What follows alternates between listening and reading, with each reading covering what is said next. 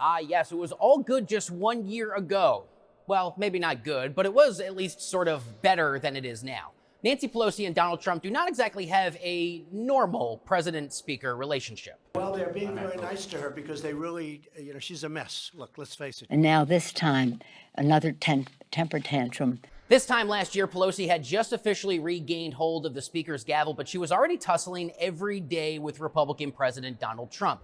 The president had just been dealt a loss by reopening the government with really nothing to show for it. Then there were threats to cancel the speech, disinvitations, harsh words back and forth, and the president even outed Nancy Pelosi's secretly planned trip to Afghanistan to visit with U.S. troops.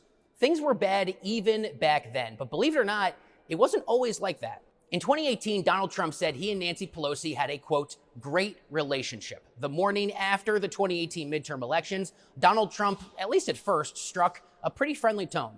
Speaker Nancy Pelosi, and I give her a lot of credit. She works very hard, and she's worked long and hard. I give her a great deal of credit for what she's done and what she's accomplished. But 6 months later, just as the conversation over impeachment was first heating up, Nancy Pelosi went as far as to invoke a different I word. I pray for the President of the United States.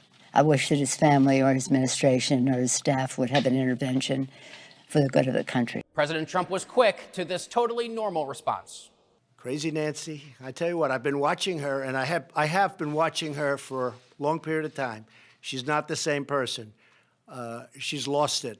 The Pelosi confrontation led the president to then say what will forever be known as one of the most memorable lines from a sitting commander-in-chief. I'm an extremely stable genius. Which prompted this quick response from the California Democrat. Quote, when the extremely stable genius starts acting more presidential, I'll be happy to work with him on infrastructure, trade, and other issues. Then, of course, who could forget this doozy? In October, a tense White House standoff resulted in the world's most powerful Twitter account tweeting out this photo with the description, "Nervous Nancy's Unhinged Meltdown."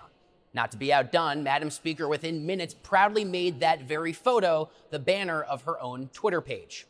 That exchange reportedly ended with Donald Trump telling the leading Democrat, quote, "Goodbye, we'll see you at the polls." But remarkably, that wouldn't even be it between the two of them for 2019. Trump responded to Pelosi's impeachment vote in December with a scathing letter writing, quote, "It is a terrible thing you are doing, but you will have to live with it, not I, and you view democracy as your enemy." Until this year's State of the Union, the two had not even been in the same room together for months, and the rising tension between America's two most powerful people clearly not going away anytime soon. The president snubbed Speaker Pelosi's offer for a handshake to start the night, and then the rip heard round the world, Nancy Pelosi tearing apart her copy of the president's speech just as he concluded his remarks.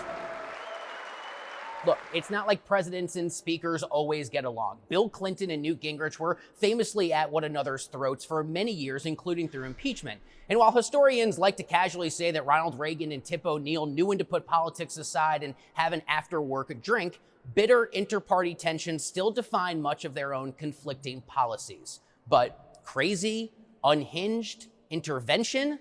This is definitely not like anything we've seen before in U.S. history.